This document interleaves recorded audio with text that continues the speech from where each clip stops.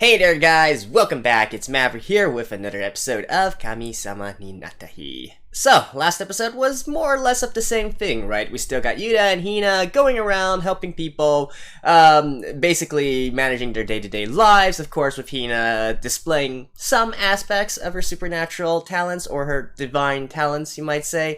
But still pretty much business as usual, right? With that being said, at the end of last episode, we also get to see a little hint of what may be to come and what is probably going to be the catalyst for, the whole world ending kind of thing. Now, with that being said, though, I don't really think it's going to play a prominent role immediately. What we're probably going to do is have like parallel stories side by side. So one side with Yuta and Hina, and the other side with Suzuki and all the others and whatnot. And then eventually, maybe at the halfway point, like episode 6 or 7, then they will intertwine, and then we can finally get to see what this world-ending stuff is all about. Is that true or not? I don't know, but I would expect so, right? Especially with Maeda-san's former repertoire and reputation, you might say. So, I guess that gives us a few more episodes to see if we can try and guess what the actual thing is, right? So, with that being said, let's jump into the episode. Alright, let's begin in 3, 2, 1, play. Aniplex.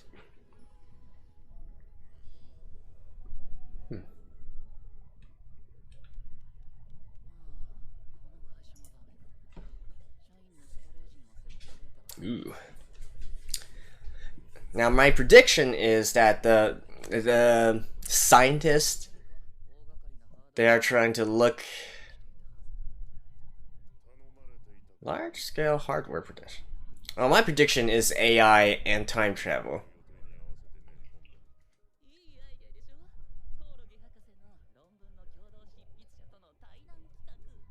Co-author.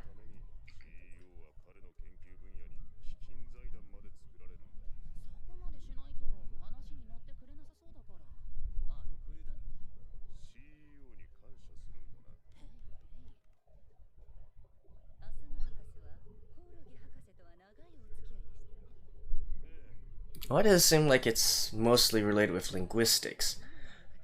Like the font was a little bit small, so I couldn't quite see.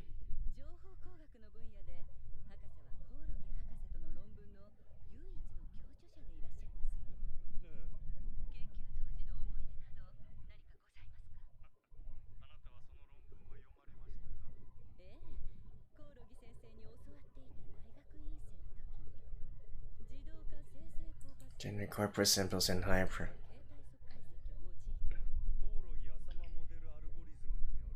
Okay, NLP. So basically, it's the field where they try and analyze text, and then also, understand the context of like a paragraph. It's mostly used in it's used in a lot of different things. In search queries, but once again, probably the most prominent example of its usage is in making AI. How to make AI recognize human speech and then speech output something that's similar to what humans would speak. I actually work in the tech field, so...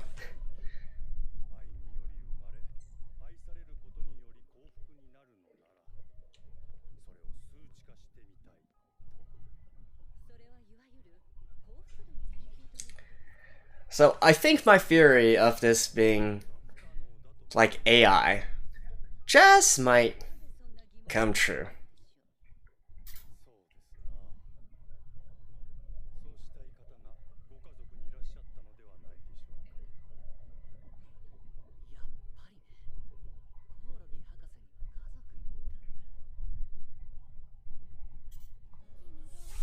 Okay.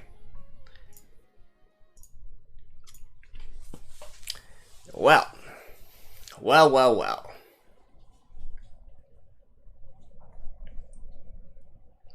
By the way, I hope I explained that part. It's kind of hard to explain exactly in layman's terms. It's not actually my particular field either, but you know, I do have some. I have worked with NLP.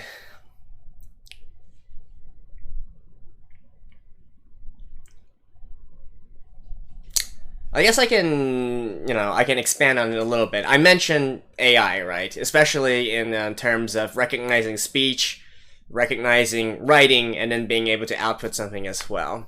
But it can also be used to do things like, basically, for instance, a classification problem. You know, with looking at a paragraph of text, how should you classify it? Well, I guess, especially right now with the elections going on in the United States and whatnot, for instance, it can be used in sentiment analysis. Say, for example, if you use a machine to like crawl the web and look at all social media, look at what people are saying about the different candidates and whatnot, you can use NLP and, you know, again, machine learning as well to eventually predict like whether the overall mood or is high, is energetic, is angry, you know, that kind of sort of thing.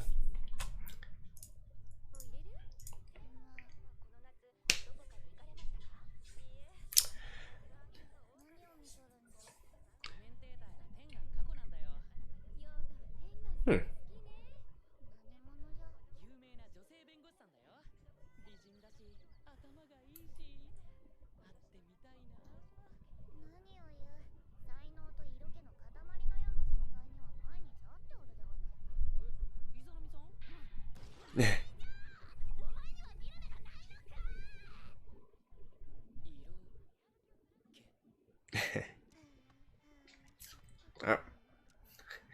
Playing mahjong. Okay.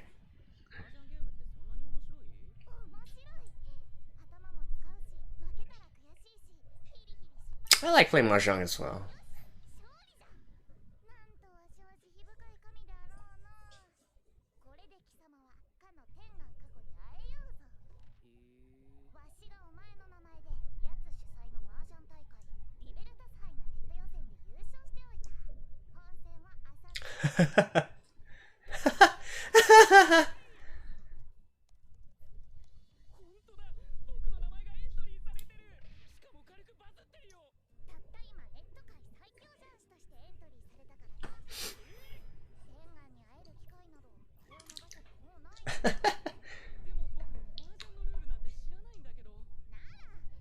I love how Yuta can just like take this, right? And he doesn't even question like why Hina is able to do all this.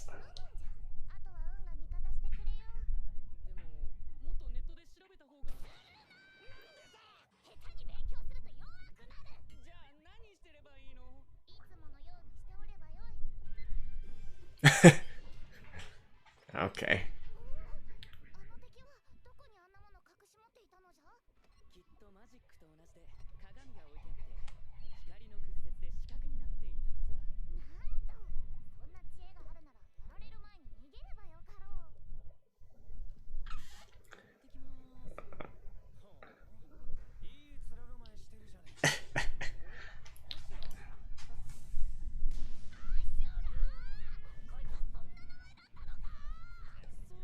Yeah, Ashla.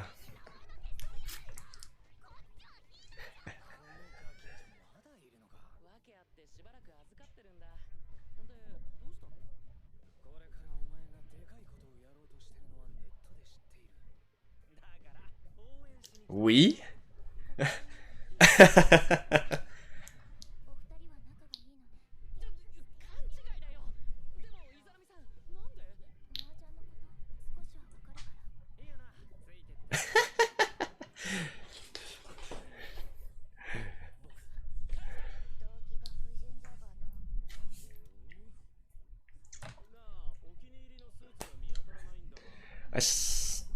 I still can't believe that Yuta is just accepting all this and not even trying to question like how Hina has these powers.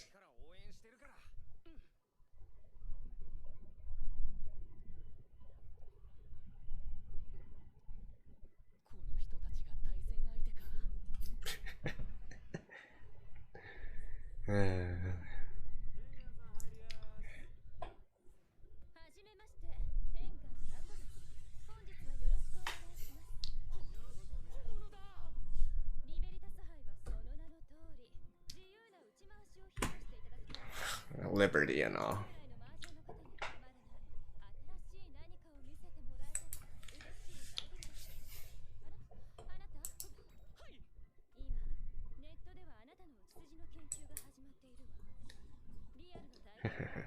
I love how all the characters in this show have names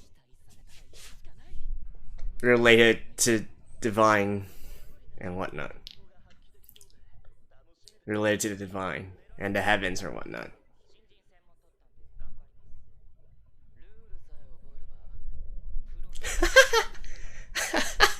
Chuny.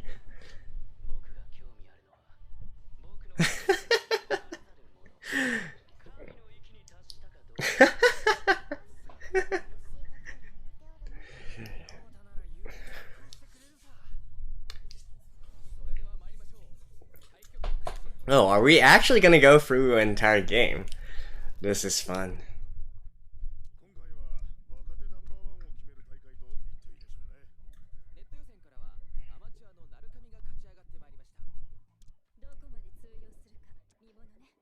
Okay, that's looking pretty good.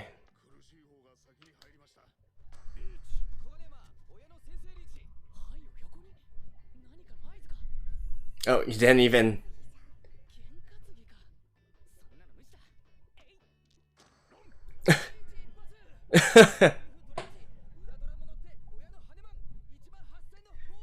Yeah.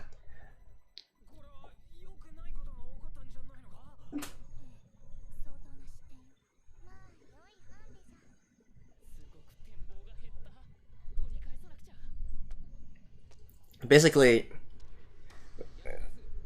just to quickly, this is going a little bit fast, but basically what happened there is because he is already like, oh my god, he doesn't even know. Oh.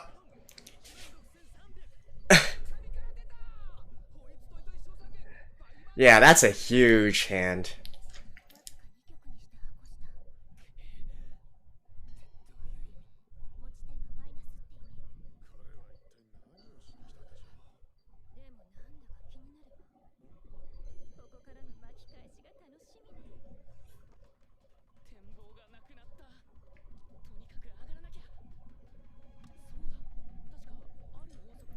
He's going to be doing the biggest hand, right?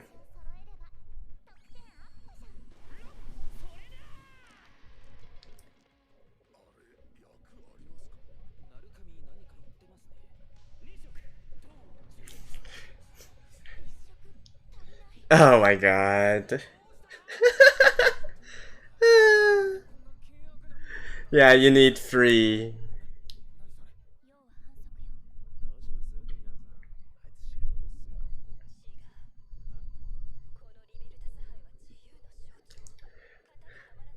Are you serious right now? Oh my god.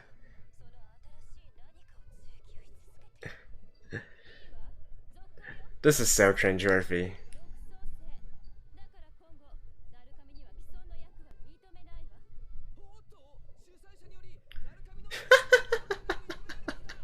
What the? Oh my god.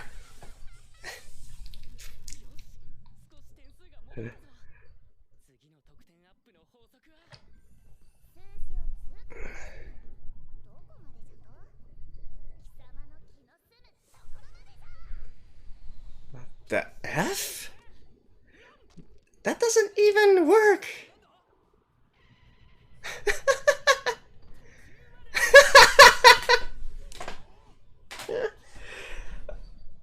Oh my god.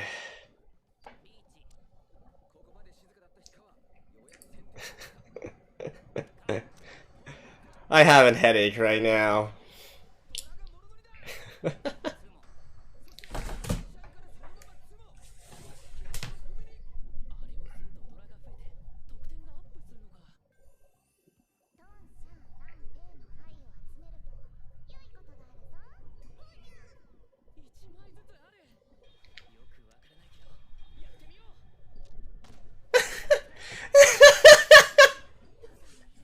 Oh my god.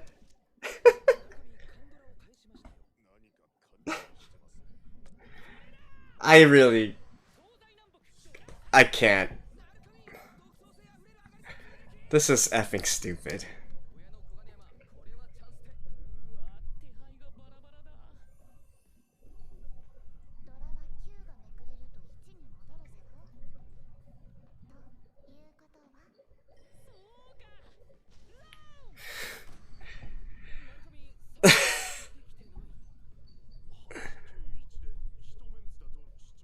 Alright.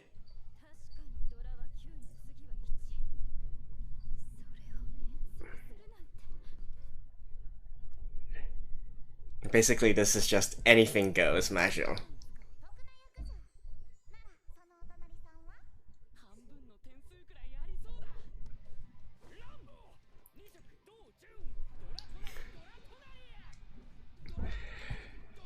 Oh my god.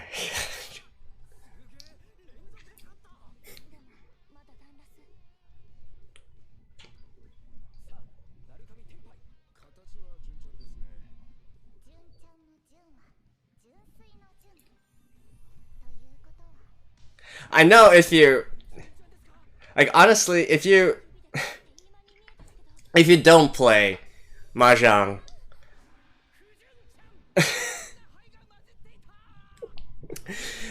If you don't play mahjong, it would be like, okay, I don't see the difference. But if you do, it would be like, oh my god. This is...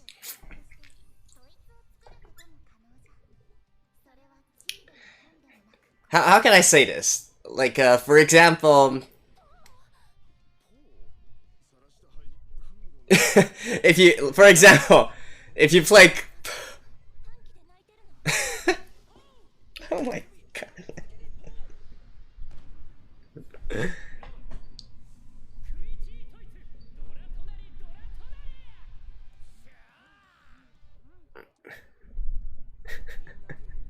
Anyways, it's like in poker, for instance, a straight is something like 2, 3, 4, 5, 6, right? And then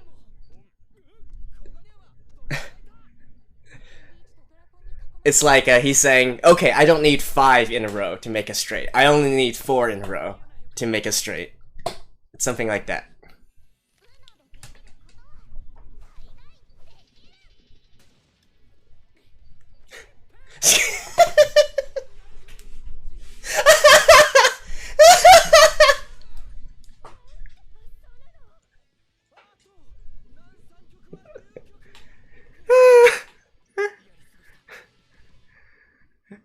This is absolutely stupid. Oh my god. I can't believe I have to sit through this.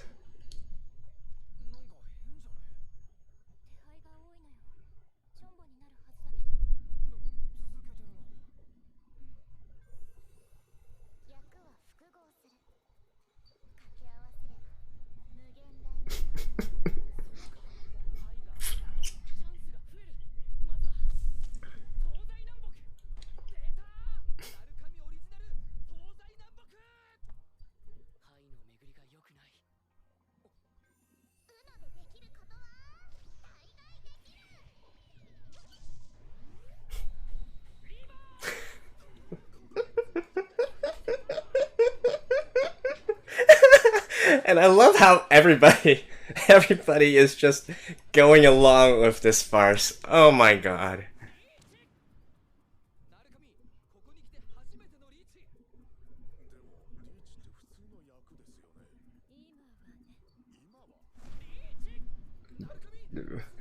Double leech.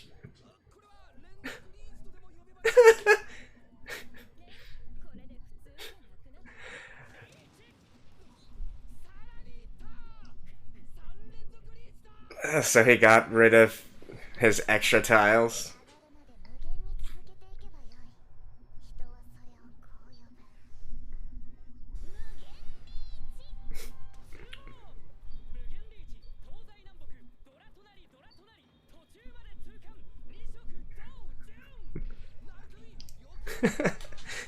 I don't even know how they're scoring this. Yeah, here's the thing, like...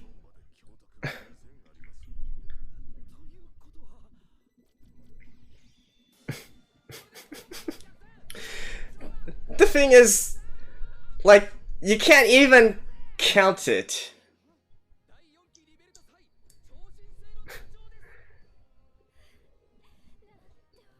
Oh my god. And the thing is, they actually buy it?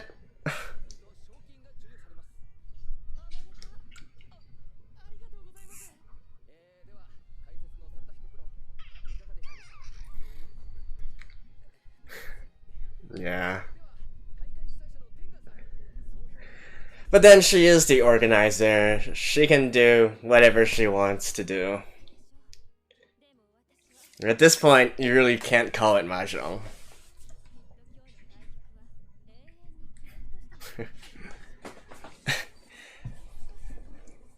As kurorikushi, maybe.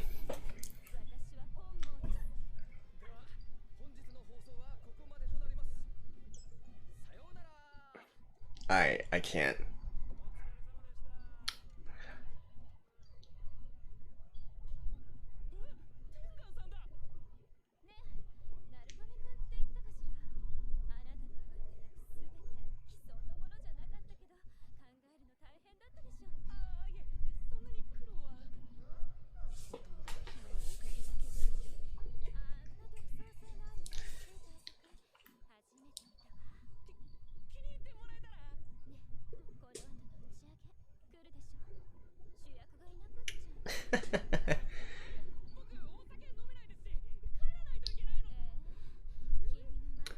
Really laying it on?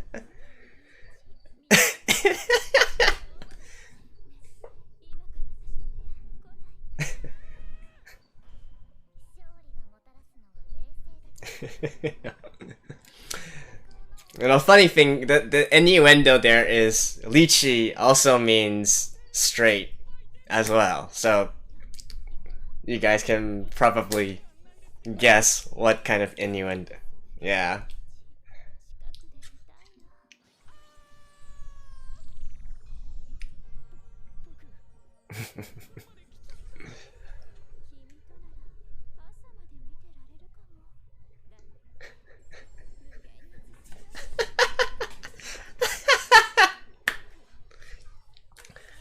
I have my true love.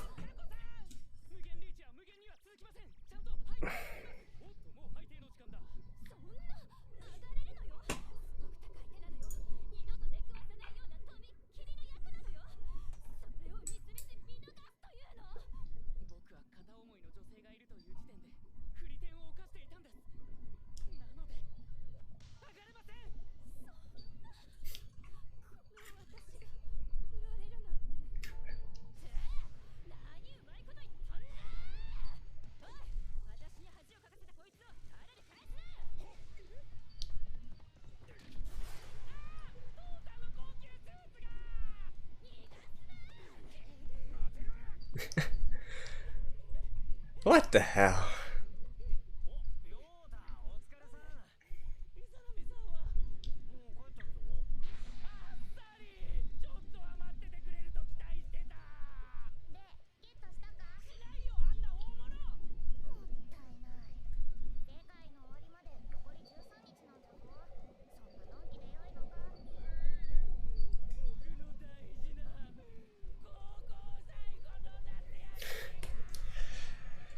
Oh my god. What the hell did I just watch? Alright, see you guys after this. Guys, honestly, all I want to say is the same as that pro player there. Like, no comment. This was a complete farce through and through. I don't even know how I sat through the entire thing. Honestly, if I weren't watching, like, this show to do, like, a reaction video and whatnot, if I were just watching it on my own, I probably would have skipped it. That was cringy as fuck. But, again, I'm not sure how much of my audience actually knows how to play mahjong and whatnot, especially since, you know, a lot of westernized versions basically use it as like a matching tile sort of game and whatnot. I mean, for people who watch anime, maybe would understand a little bit more because well, there's some pretty popular anime that deals with mahjong as well. But I'm fairly certain that probably for a large portion of the audience probably have no idea what that was about and why the hell it was so damn cringeworthy. So basically, in mahjong, you have different. I like to describe it in terms of poker terms. For instance, you can say that you have different hands that you can make, and the harder kind of hand that you make, the more points that you can get, right? It means more. So say for instance in poker, you have something like a royal flush, you have something like a straight, you have something like a pair, right? So these are various hands in poker, whereas in mahjong you have the same thing as well. You utilize all the different tiles, all the different suits of tiles and whatnot in order to combine them together to create different hands, which are then scored differently. So that was what they were doing at that point, where every time they ended a round, it was because somebody had formulated a hand, right? They call it yaku in this case. And so basically, and that's what all those like long ass terminologies were, and a bunch of kanji appearing on screen and whatnot. Those were basically the hands that that the players had put together. In this case, specifically what Yuta had put together. And the thing here is though that it's just, you know, those are, I think most people can probably get that those are all incorrect hands, right? And the best way to describe this, again using poker as an analogy, would be like, for instance, we have what is called a straight, right? A straight is a sequence of numbers that that needs to be in a line, a sequence of 5 numbers. So say for instance 2, 3, 4, 5, 6, or something like 9, 10, J, K, JQK, right? Something like that. So what he basically did was say, you know what? I don't need a 2 through 6 to make a straight. I can make a straight with 2, 3, 4, 5, and then one whatever card, and I can call that a straight. That's basically what he did. Or say for instance a flush. A flush is 5 cards of the same color, right? So instead he's like, nah, 5 colors to make a flush. I don't need that. Let me make something totally new. It's called a flush minus 1, where I only need 4 cards to have the same suit of color, and then one miscellaneous card, and then that would be a flush minus 1 or something like that, like something ridiculous like that made up on the spot, right? So it's just, I know it's meant to be funny and you're not supposed to take it seriously and whatnot, but like, come on, man, like how would that even work? Suspension of disbelief only goes so far. Like, if he instead invented a completely new kind of, or Hina, basically, if they invented a new kind of hand that was non-existing but equally hard to make, then I would actually give them props for actually being inventive and original and still requiring skill to make it. For instance, say for instance, there is actually a hand, well, kind of a hand, it's not complete, where you have tiles from 1 through 9, right? Where you have the hand from 1 to 9, but typically it has to be in the same suit in order to make that specific hand I'm talking about. So for instance, because, you know, that takes effort, right? You need to rely on luck and skill in order to make a suit that is pure of the same color and going from 1 to 9. If they had actually done something like, okay, I'm doing the same thing, but it's not the same suit. In fact, I'm going to alternate every single color so that none of them are consecutive or something like that. Hey, that actually takes skill, right? And I would have buy that a lot more. But as it stands, it's just a cheap way of allowing him to win. I mean, if I were one of the pro players and whatnot, I would be basically storming out already. Like, that was a complete farce. I know, I'm probably gonna get people saying, Maverick, you're taking this too seriously, it's meant to be a joke. But, I mean, come on now. Like, okay, let's take normal sports as an analogy, alright? It's like saying, for instance, in basketball, you're allowed to kick the ball into the basket from wherever you are. Or for instance, if you haven't gone past the half-court line, you're allowed to kick the ball. Like, how would that make sense, right? Or say, for instance, in football or soccer for you Americans, say, for instance, players are allowed to use their hands if they're within the penalty box, right? Like, that just makes the game easier. Sure, it makes it maybe more interesting, but it also makes it easier, right? So, anyways, I mean, That was so cringeworthy. Oh my god. I think you really. I'm kind of curious, like for people who actually know how to play mahjong and whatnot, how did you feel about all those scenes and whatnot? I was literally dying of secondhand embarrassment, if you will. Oh my god. But I mean, at least the ending. I mean, granted, the ending was pretty funny, and the lawyer is hot, and I love the innuendo they played at the end there. Again, Lichi, the kanji that makes up it, is consisting of standing or erect and straight. So you could say standing straight or erected straight or something. Basically, they were talking about an erection. Okay, an erection, an infinite erection. There we go. So that was the innuendo there, well, Yuta didn't take it. Sucks to be him. Alright, anyways, and sure, true love and all that, fine, I get it. Anyways, putting all that aside, to me, honestly, the thing that interested me the most was actually the opening of this episode. So again, going to what I was saying at the beginning, where we are having this sort of parallel story going on at the same time, right? Where Yuta and Hina are off doing whatever they're doing, and then this Suzuki guy and the corporation, the organization behind it, they're investigating into this matter, and eventually it's going to cross and meet with each other, right? So last episode, I made the prediction based on the research of the doctor, right? He computer science and quantum mechanics at the same time. To me, the most obvious sort of outcome of it, especially in anime form, would be AI, artificial intelligence, and time travel. It's obviously it's not the only thing that comes out of those fields of work, but I feel like it is within an anime form, and in order to make a good story, those two are probably the best candidates that they are doing. So in this episode, we do kind of confirm that they are working towards that, right? In a way, anyways. You can't really say it's completely related with AI, but it's hitting very close. So natural language processing, which is what basically the paper that they co-authored, these two professors co-authored, is, again, what it essentially boils down to is, say for instance, you have a paragraph of text. How can you analyze that text to understand what it's actually saying and allow a machine to understand what it's actually saying to make meaningful output to come out of it? Whether to make a prediction, whether to summarize it, or whether or not to understand what it's saying and then give a response, like, say, for instance, an actual chatbot, right? Not just one with pre-programmed canned responses, but understanding, like, what you're writing and then responding appropriately. Those all rely on this sort of natural language process. It's all based on natural language processing.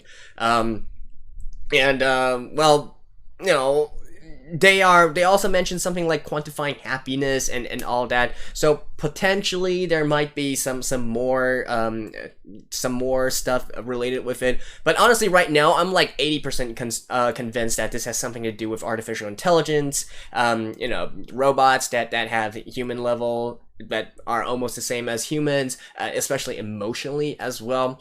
And again, I kind of feel that Hina might be a result of that sort of